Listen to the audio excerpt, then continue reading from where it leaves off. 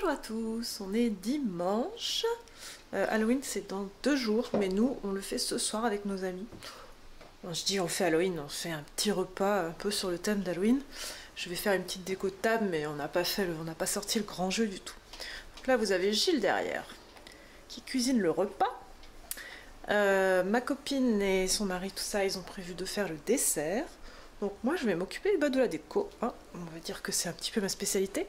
Je suis pas très douée pour faire les plats, etc. C'est quand même plutôt Gilles qui gère cette partie-là et il le fait très bien. J'aurais pu faire le dessert, mais du coup elle voulait s'en occuper, elle adore ça aussi, ma copine. Donc moi je vais faire la déco, puis je vais vous montrer, ça peut être sympa. Et tout d'abord je vais commencer par faire ma citrouille, voilà. Donc je vais aller la chercher, je l'ai achetée il y a quelques semaines, vous avez vu quand j'avais fait la déco de ma table. Et du coup, je vais la découper. Et figurez-vous que j'ai investi dans des pantoufles. Voilà. Je passe ma vie en pantoufles, donc je me suis dit, il était temps d'investir dans des pantoufles. Regardez, elles sont toutes fourrées. Bon, je ne suis pas très originale, je crois que c'est un peu les pantoufles à la mode en ce moment. Mais écoutez, elles sont d'un confort. C'est le bonheur. Alors, ouais, je suis à moitié en pyjama, excusez-moi. Donc j'ai récupéré ma citrouille. Il va falloir que je cadre plus bas si je veux vous montrer ce que je fais. J'ai récupéré mon petit tuto de mon Autumn Cozy creuser ses citrouilles, même si je me rappelle les étapes. J'ai pris mes 2 outils préf pour faire ça. Une mini-scie. Je vous avais déjà montré ma mini-scie dans un autre vlog. Ça c'est l'outil parfait parce que vous voyez, un couteau c'est épais. Et du coup, pour faire les angles, enfin pour faire les arrondis et tout ça, ça va pas du tout. Donc ça, c'est parfait. J'avais acheté dans un kit d'Halloween il y a longtemps. Et ça, c'est une petite cuillère dentée qui permet de bien accrocher les filaments quand on la vide. J'ai pris de quoi vider. J'ai pris ma tablette pour trouver un modèle. Je sais pas ce que je vais faire cette année. Moi, je suis plutôt dans les classiques et dans les trucs rigolos. Je sais pas, on fait quoi cette année? C'est rien, moi. Je sais pas ce qu'on va faire cette année. Minecraft. Non, pas un truc d'enfant. Bon, je vais regarder dans mon truc et je vous dis.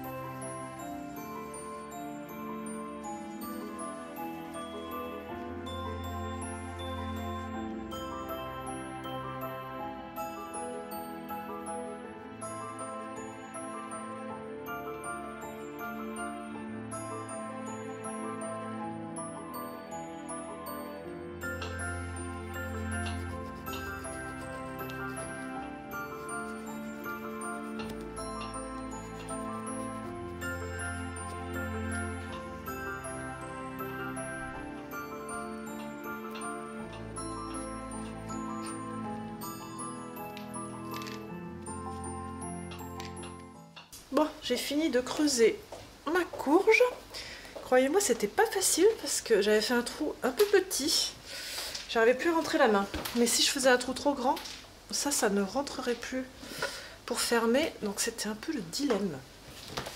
Bon, j'ai regardé sur ma tablette ce que j'allais faire comme forme. Vous voyez, j'en ai repéré quelques-uns. Bon, je suis pas du tout dans l'originalité. Hein. Ou lui. Mais lui, il fait un peu peur. Et lui, la bouche compliquée, quoi. Donc, je sais pas. Je vais continuer à chercher des formes. Et après, je me lance. Faut faire après le dessin sur la citrouille.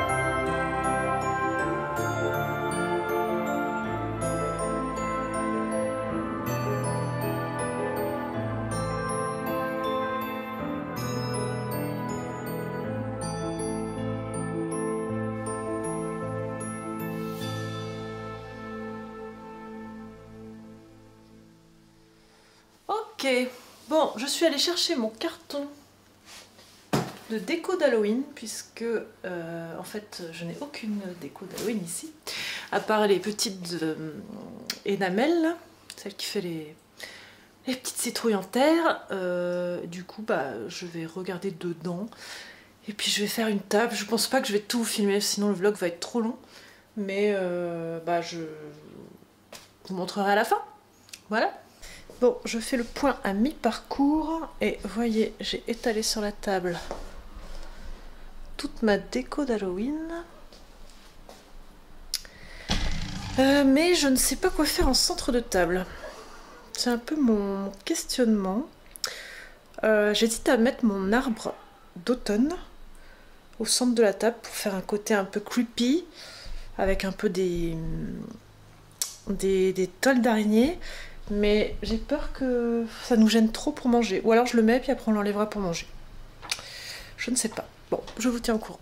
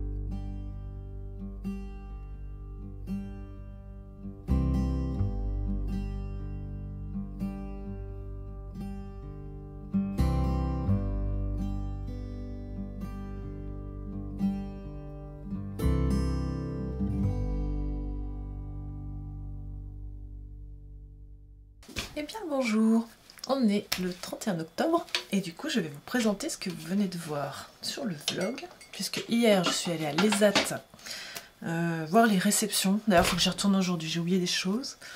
Donc je vais vous présenter ceci et aussi ceci, puisqu'il y a deux versions.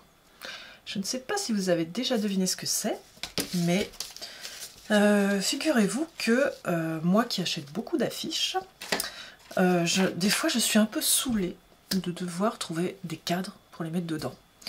Et du coup, il y a quelques années, j'ai découvert les porte-affiches, qui sont en fait des baguettes aimantées que vous mettez en haut et en bas de vos affiches, et qui vous permettent de les suspendre, comme ici ou comme ici. Donc ça fait plus d'un an ou deux que je dis à Gilles, faudrait qu'on en référence sur notre site en petits produits additionnels quand on vend des affiches, parce que je trouve qu'une fois qu'on en a quelques-uns, après on a plus de facilité à acheter les affiches parce qu'on se dit qu'on a les porte-affiches et que c'est hyper pratique.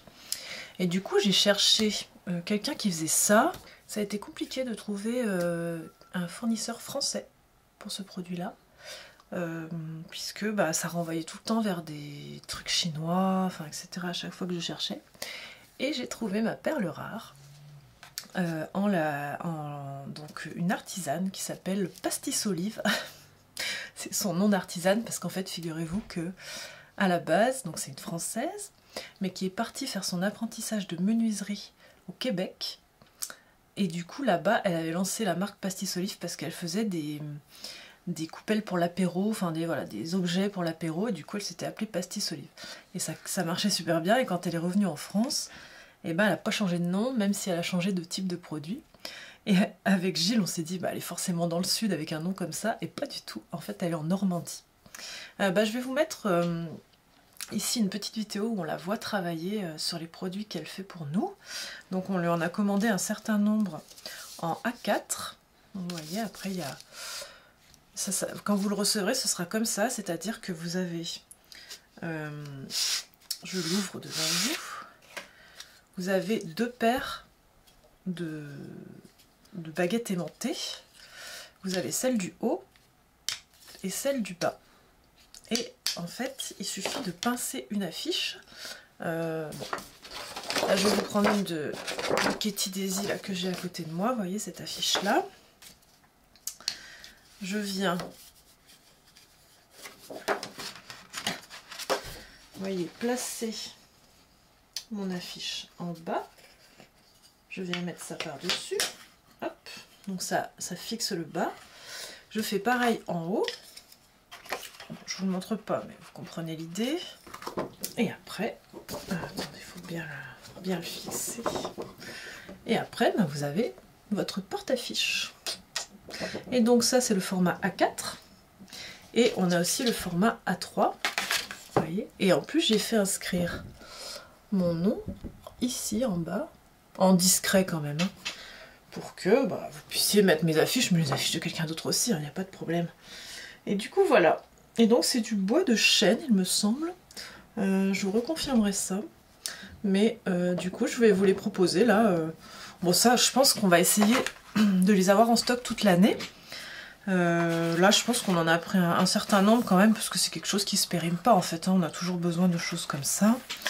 Et donc je suis ravie du coup de travailler avec elle, de pouvoir vous proposer un produit français, voilà, avec un joli packaging grimé avec nos deux marques. Et voilà, ça fait partie des nombreux produits additionnels que j'ajoute sur ma boutique. Voilà, qui ont vocation à durer.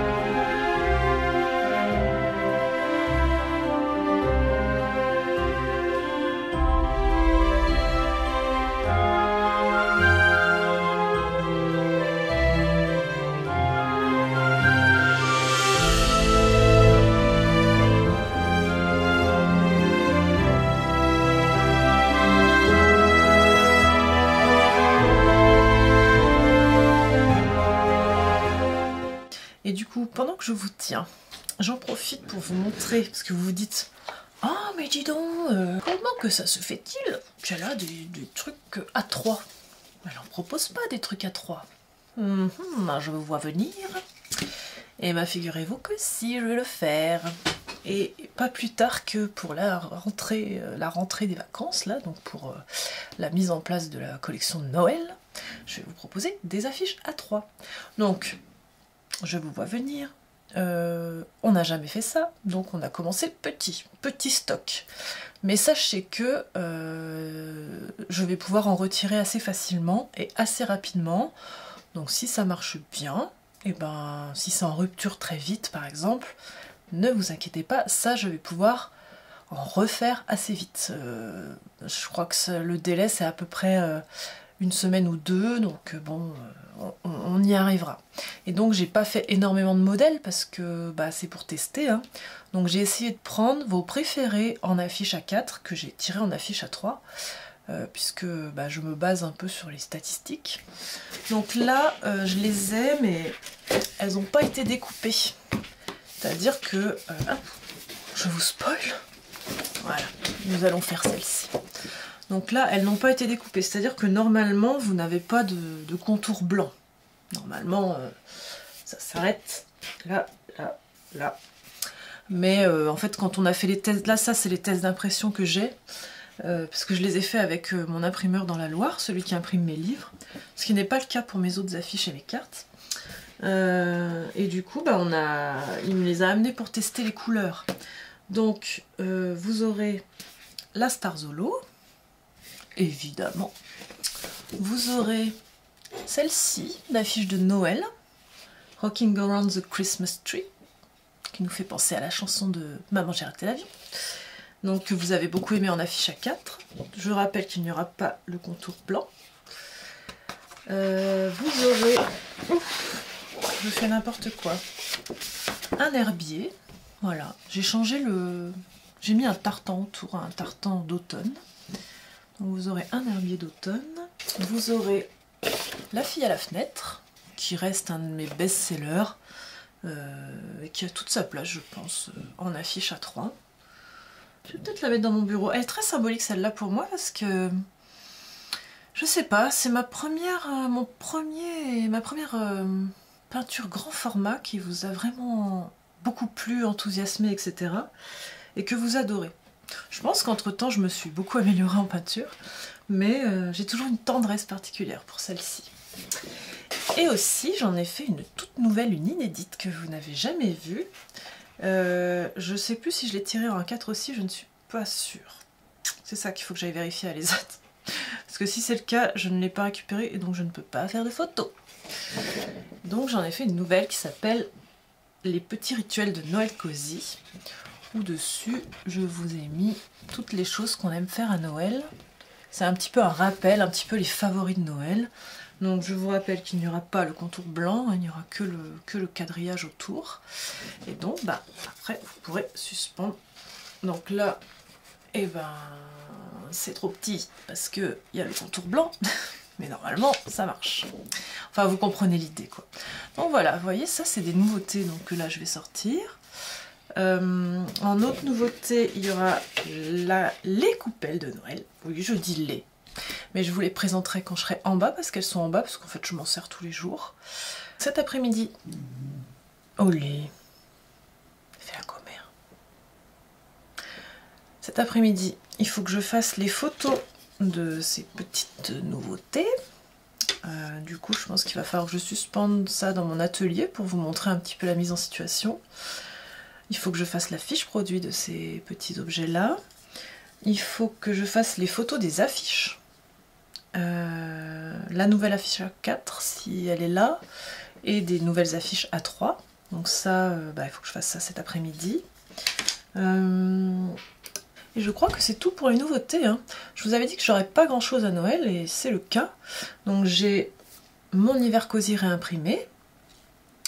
J'ai le thé, j'ai le cacao, j'ai les porte-affiches, j'ai les affiches A3, j'ai la nouvelle affiche A3 et la 4 quoi du coup.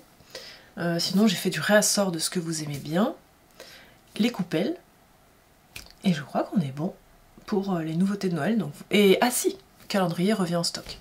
Mais du coup en quantité limitée, puisque on avait commandé la précommande avec un petit surplus, c'est ce petit surplus qu'on va vous proposer. Sachant que l'an prochain, si vous voulez être sûr de l'avoir, vous le prendrez en précommande, voilà. Mais le surplus, en fait, on peut pas en prendre trop, parce que si on le vend pas, après, ça se périme, un calendrier. C'est un produit avec une durée de vie. Et d'ailleurs, je voulais vous faire un petit... comment dire, j'ai reçu quelques remarques un peu, je dirais pas déplaisantes, parce que je pense que c'est une remarque constructive. Mais il y a l'une d'entre vous qui m'a dit qu'elle adorait mon travail, etc. Mais que c'était dommage que les quantités soient toujours limitées. Et je voulais vous réagir à ça, parce que forcément une quantité est limitée. On ne peut pas vendre des produits en illimité, quoi. Même Ikea, même Maison du Monde, au bout d'un moment, ils ont écoulé leur collection. Et ils la refont pas forcément, et l'année d'après, ils sortent autre chose. Donc c'est quelque chose de normal d'avoir une quantité limitée, et c'est pas simple de fixer une quantité au moment où vous commandez votre produit, parce que rien n'est jamais sûr. Et ça, moi, je peux vous le dire, j'ai l'expérience de vendre en ligne depuis des années, rien n'est jamais sûr. C'est pas parce que vous avez 5000 likes sur un produit que vous allez vendre 5000 produits. C'est pas parce que vous avez 100 personnes qui vous envoient des messages privés en vous disant je l'ai raté, je le voulais trop, que si vous le remettez en stock, vous allez en revendre 100. Et ça, je l'ai vu parce que je l'ai expérimenté. Entre ce que les personnes disent spontanément au moment de la frustration de ne pas avoir eu l'objet, ou l'envie d'avoir l'objet avant de l'acheter, et ce qu'ils font réellement quand ils sont devant votre page de paiement, et en fait, il y a une différence. Et pareil, entre ce qui est dit sur les réseaux sociaux et les gens qui prennent vraiment la peine de cliquer, d'aller sur votre site et d'acheter, et il y a aussi une différence. Donc c'est pas du tout une science exacte. Je l'ai expérimenté de nombreuses fois, et croyez-moi, c'est pas du tout quelque chose que je calcule. Moi, en fait, pour fixer une quantité, en fait, je me base sur les faits. C'est-à-dire que je me base sur les statistiques de vente de l'année précédente, en mettant un petit peu plus, voilà. Et rien ne présage que mon compte Insta va grossir 4 mois plus tard, ou que d'un seul coup je vais être relayée par quelqu'un qui va m'amener beaucoup d'abonnés et qui vont être très intéressés et qui vont vouloir acheter plus de produits. Rien ne peut présager des choses comme ça. Donc tout ça pour vous dire que c'est pas de la mauvaise foi, c'est pas du calcul genre je vais faire des ruptures, etc. C'est plutôt de la prudence. Et je le rappelle, tous les produits que je vends ne sont pas de première nécessité, donc ce n'est pas grave en fait si un produit arrive en rupture, voilà, c'est comme ça. Moi je peux pas prévoir lequel. Je sais que vous allez me dire oui mais les mugs, tu sais que ça marche tout le temps. Et figurez-vous que non, les mugs ça marche pas tout le temps. Moi quand j'ai un mug qui reste en stock 1 an, j'estime pas que c'est un produit qui cartonne. Et je suis contente de l'avoir 1 an en stock pour que toutes les personnes qui le découvrent cette année-là puissent se faire plaisir. Et donc rien ne présageait que le mug Starzolo allait arriver en rupture en 3 semaines, sachant que d'expérience, tous mes autres mugs sont restés en stock 1 an. 1 an. Je veux dire, c'est pas rien, 1 an, quoi, vous voyez. Donc voilà, c'est comme ça. J'ai des mugs qui aussi, enfin le mug de Noël de l'année dernière par exemple, il m'en reste pas mal. C'est pour ça que je ne refais pas de mug de Noël cette année, parce que en fait quand il est arrivé en stock ce mug, il y avait mon ancien mug encore en stock, donc vous avez dû choisir. Et puis Noël c'est une période où tout le monde fait ses mugs de Noël, même des grandes marques, même des Maisons du Monde, même des anthropologies, etc. Donc c'est une... Et puis vous avez un budget qui est aussi qui est dédié à tous les cadeaux que vous allez faire à votre famille. Donc voilà, c'est une période où tout ne cartonne pas aussi, et donc je pense qu'il faut être prudent. Moi je préfère être prudente, ne pas me surestimer, pas surestimer mes capacités à vendre mes produits, etc. Parce que cette personne elle m'a dit bah ouais mais tu fais des stories pour donner envie, puis derrière on est frustré quoi. En fait je fais mon boulot, c'est-à-dire que je vous montre les produits, j'essaie de les mettre en valeur pour vous les proposer, pour les vendre, mais je fais ça pour tous. Et je fais la même chose pour tous, et il y en a certains qui sont en rupture et pas d'autres. Donc c'est pas une science exacte, et je veux que vous le compreniez, parce que j'ai l'impression que certaines personnes le prennent personnellement, pensent que j'ai des stratégies douteuses pour créer l'envie, ou je ne sais pas quoi. Pourquoi je ferais ça, quoi, je veux dire. Moi, j'ai aucun intérêt à vous frustrer. Ça me fait pas du tout plaisir que vous ayez pas ce que vous voulez. Ça me fait pas du tout plaisir que certains soient énervés de pas avoir ce qu'ils veulent. Moi, j'ai aucun intérêt à vous frustrer volontairement. Enfin, je veux dire, pourquoi je ferais ça, quoi? C'est nul. Moi, j'aime pas être frustrée non plus. Donc voilà, je voulais vous faire une petite mise au point là-dessus parce que je veux pas qu'il y ait méprise sur mes intentions ou sur comment se passent les choses. Et voilà, et c'est pas parce que ce mug d'automne est parti en 3 semaines que si j'en fais un l'année prochaine, il va partir en 3 semaines, parce que ça dépend du motif, ça dépend de l'humeur, ça dépend de tellement de facteurs en fait que c'est pas tellement prévisible en fait ce genre de choses. Et après, je mets aussi un bémol que quand on parle de quantité limitée sur ma boutique, c'est pas 100 produits quoi, c'est sur ces 1000, 2000, voire 5000 pour certains produits. Il faut se calmer quoi, voilà, il y a quand même de quoi faire. J'appelle à votre sagesse et à votre compréhension et à votre bienveillance envers tout ça. Voilà, je fais les choses avec le cœur et je suis très heureuse que ça vous plaise, mais je ne calcule pas les choses de manière à manipuler ou de manière négative quoi. C'est pas moi que vous décrivez là. Voilà, je vous remercie de votre attention.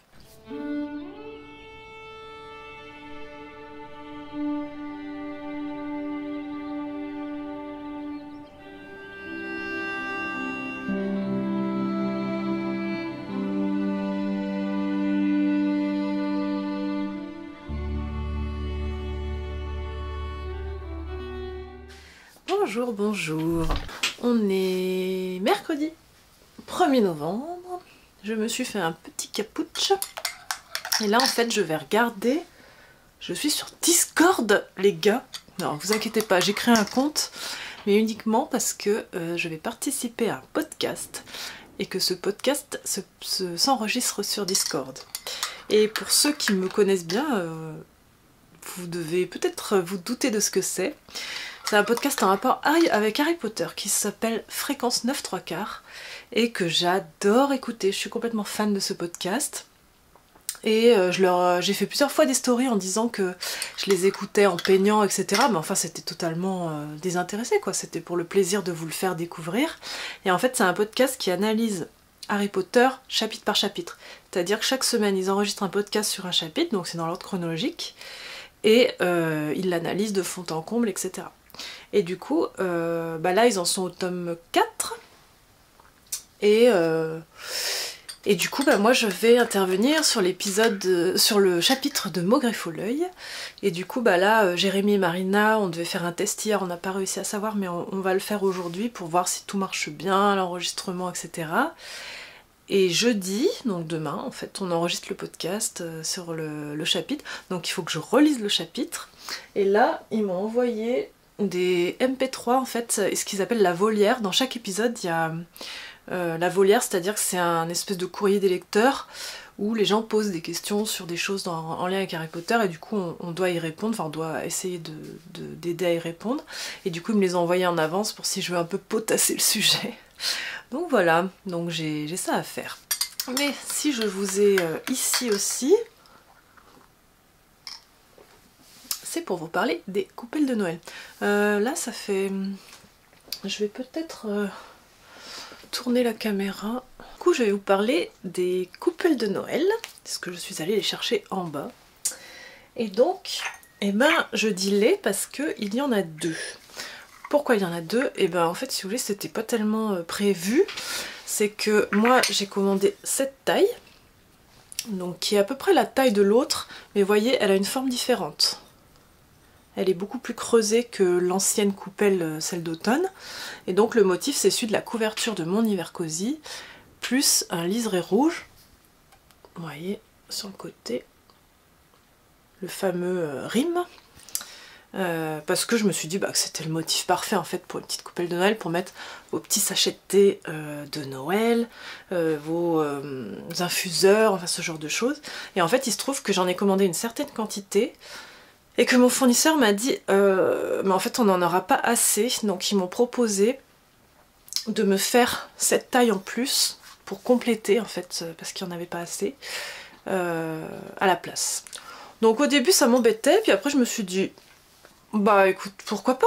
Finalement ça fait des mini assiettes, vous voyez, de quoi mettre des biscuits. Je vous montrerai une photo de la première taille, donc la petite, je sais plus combien ça fait, je crois 10 cm, un truc comme ça, et la plus grande elle doit faire 15. Donc c'est plutôt pour mettre des biscuits, c'est un peu une mini assiette à dessert. C'est entre la coupelle et l'assiette à dessert, et ça c'est vraiment plus une coupelle. Donc ça on peut aussi s'en servir de vide-poche. Et vous voyez, donc c'est en porcelaine, c'est fait par mon fournisseur de mugs, et derrière il y a mon logo à chaque fois. Voilà. Donc c'était les derniers petits produits de Noël que j'avais à vous montrer. Donc j'espère que ça vous plaira. Bah, de toute façon vous êtes habitués à mes coupelles, hein. Là c'est juste que c'est un nouveau motif. Mais j'espère qu'il vous plaira. En tout cas moi je l'utilise tout le temps et je trouve que cette forme, elle est encore plus pratique que l'autre. Et du coup, si je dois refaire un jour les coupelles d'automne, je referai peut-être avec cette forme. Mais bon, pour l'instant j'ai pas prévu de les refaire. Parce que si je les refais, je ferai sûrement un autre motif. Puisqu'à la base c'était un test, hein, toute cette histoire. Donc voilà. Bon bah écoutez, j'espère que ça vous plaira. Hier je n'ai pas fait mes photos que je devais faire parce que finalement j'ai pris un peu de bon temps. J'ai un petit peu décoré ma porte puisque hier c'était Halloween et il y a eu pas mal d'enfants qui sont venus et en fait mes voisins ils se sont motivés à faire des décos d'Halloween extérieurs. Du coup je me suis un peu motivée au dernier moment à faire quelque chose et c'était vraiment un bon moment, c'était très cool. Donc bah, j'en ai profité, je me suis dit allez, tu ne travailles pas toute la journée de hier. Donc aujourd'hui là je dois faire les photos qui me manquent, mais je les ferai cet après-midi parce que là c'est déjà bientôt midi.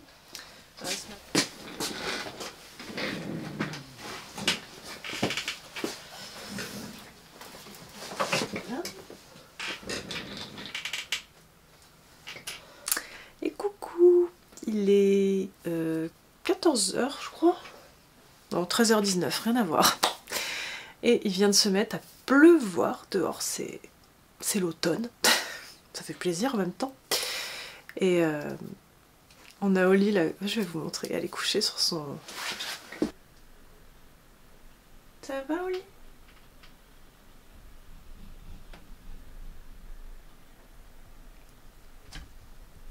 Ajouter une couche, j'ai mis un polaire là par-dessus mon pull parce qu'en fait j'avais froid.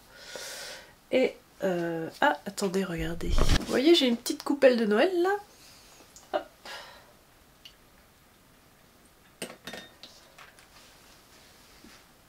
Je suis toute contente pour poser mon infuseur. D'ailleurs les photos je les ai fait avec l'infuseur cette fois. Plutôt qu'avec le sachet de thé, mais ça marche avec le sachet de thé. Du coup je voulais faire mes photos du porte-affiche, mais je me dis qu'avec cette lumière là, je sais pas ce que ça va donner. J'ai peur qu'il n'y ait pas assez de lumière pour faire quelque chose de correct pour la fiche produit.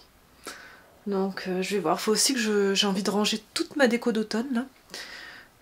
Parce qu'en fait bah, je l'ai mise début septembre et en fait voire fin août. Je l'avais mise fin août pendant que mon conjoint était à Europa Park là, avec mes beaux-fils. Et du coup j'ai envie de tout enlever et de me faire quelques jours, enfin une semaine un petit peu sans rien du tout, en mode totalement épuré, mais juste pour prendre une respiration, vous voyez, remettre les idées au clair, repartir sur les bases, et après me plonger dans Noël, comme si je plongeais dans une piscine de déco de Noël, vous voyez. Et tout à l'heure là j'ai fait le tour de quelques sites où je vais d'habitude acheter quelques décos. Parce que bon maintenant, je dis acheter quelques décos parce que j'ai suffisamment de choses. Et ben vous savez quoi? J'ai rien envie d'acheter cette année. Et je suis plutôt contente que ça me fasse ça. Je crois que... Je sais pas, je suis un peu blasée.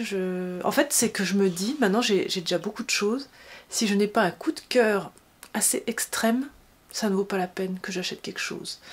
Et du coup, pour l'instant, j'ai pas eu de coup de cœur. Et pourtant, je suis allée sur Anthropologie, sur H&M Home, sur Zara Home, sur Sosten Green, sur Emma, sur Drienne Camille. Franchement, je suis allée sur tous mes sites habituels, même l'Oberon. Il y a toujours un petit truc sympa ou quoi, mais du coup s'il y a qu'un truc, je me dis que ça vaut pas la peine. Et puis je sais pas... En fait, je crois que j'ai aussi toujours envie des mêmes choses. J'ai pas forcément envie de changer de thème ou... J'aime tout le temps la même chose. J'aime tout le temps les Noëls un peu traditionnels mélangés à du naturel. Et du coup, ben, je pense que j'ai déjà ce qu'il faut. Donc, c'est possible que je me fasse un Noël... Enfin, une déco de Noël no buy, quoi, sans rien acheter. Et je suis plutôt contente d'avoir évolué dans ce sens-là. Donc... Ah si, j'ai acheté, mais bon. Je suis plutôt contente. À l'atelier d'Amandine, je lui ai commandé un patchwork de Noël. Parce que bah, ces patchworks sont super jolis. Et là, cette année, elle avait sorti des beaux motifs. Voilà. Mais ça, c'est un achat réfléchi et envers une artisan. Donc, du coup, je suis très fière. Ouais, peut-être que je craquerai pour des nouveautés de créatrices ou des choses comme ça. Mais en tout cas, en grande distribution, j'ai besoin de rien, je crois.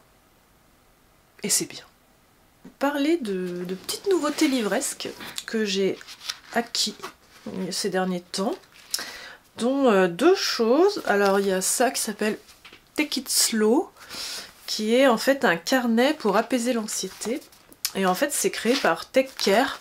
En fait Take Care, c'est une marque qui a été créée par la youtubeuse Je ne suis pas jolie. Je sais pas si vous la connaissez.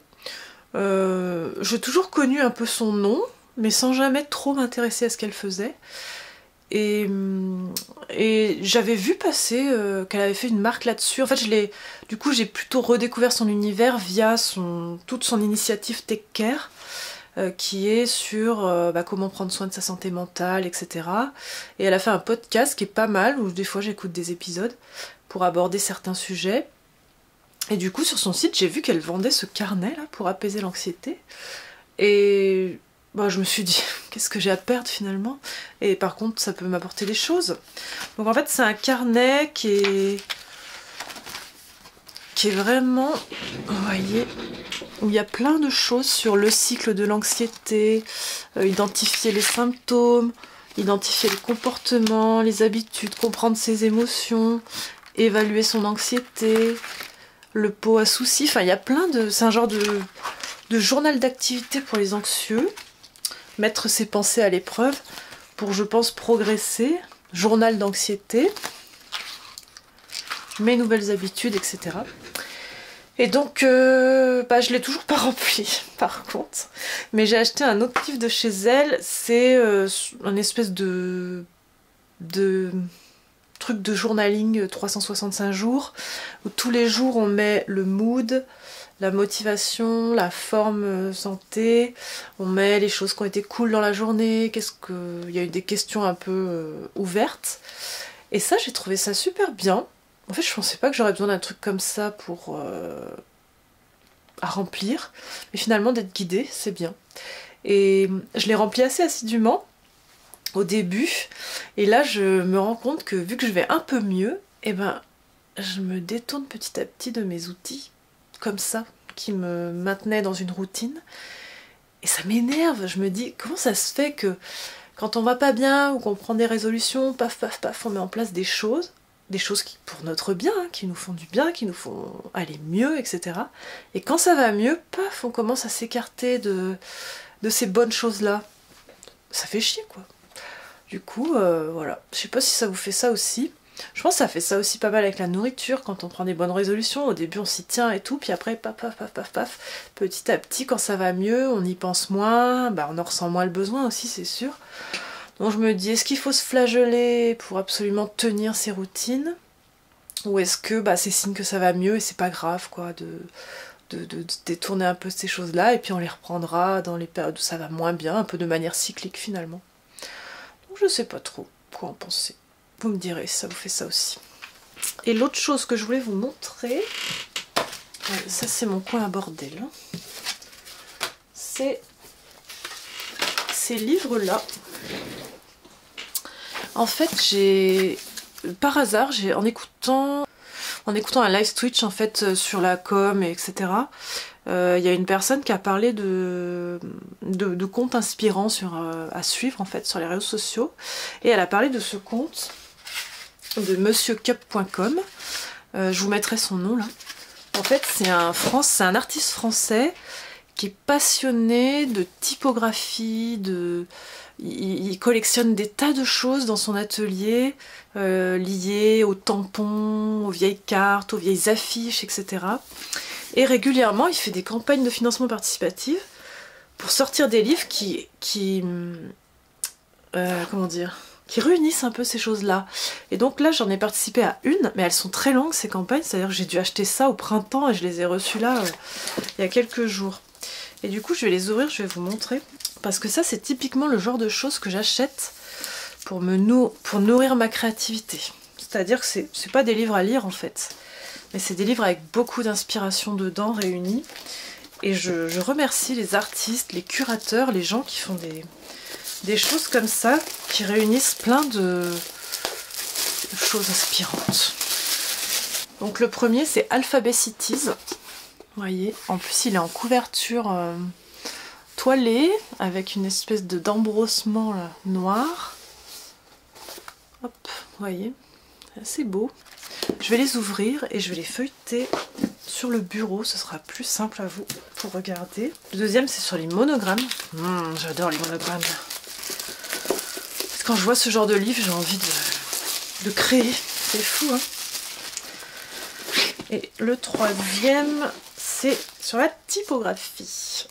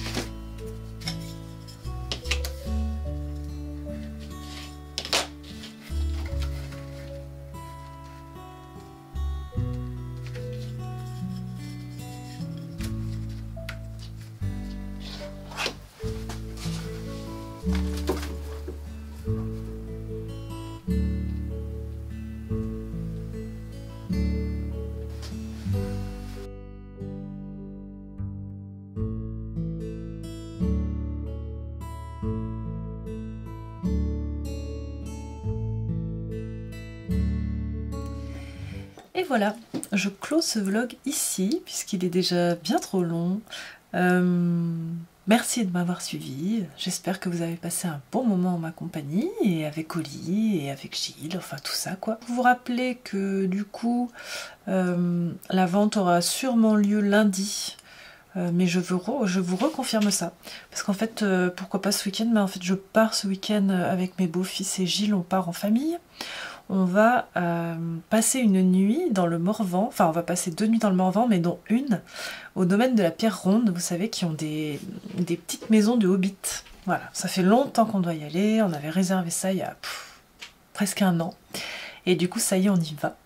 Donc je pense pas que je filmerai de vlog là-bas, puisque je vais profiter pour être en famille, mais je prendrai des photos, et je vous raconterai ça évidemment. Bon bah j'espère que vous avez bien vu toutes les nouveautés de Noël qui arrivent, pas tant de choses que ça finalement, mais des petites choses sympas. Je vous ferai une newsletter d'ici ce week-end pour que vous puissiez bien tout revoir. J'essaierai aussi de poster sur les réseaux sociaux, mais j'ai peur de manquer de temps. C'est pour ça que la vente je la fais plutôt lundi voire mardi, je sais pas encore, pour avoir un petit peu le temps de, quand je reviens de week-end, de me remettre dans le bain, parce que voilà, puis comme ça les hâtes ils auront un peu après toute la semaine pour faire les colis, donc ça leur ira bien. Donc voilà. Bon bah écoutez, je vous souhaite un très bon week-end. Bye bye.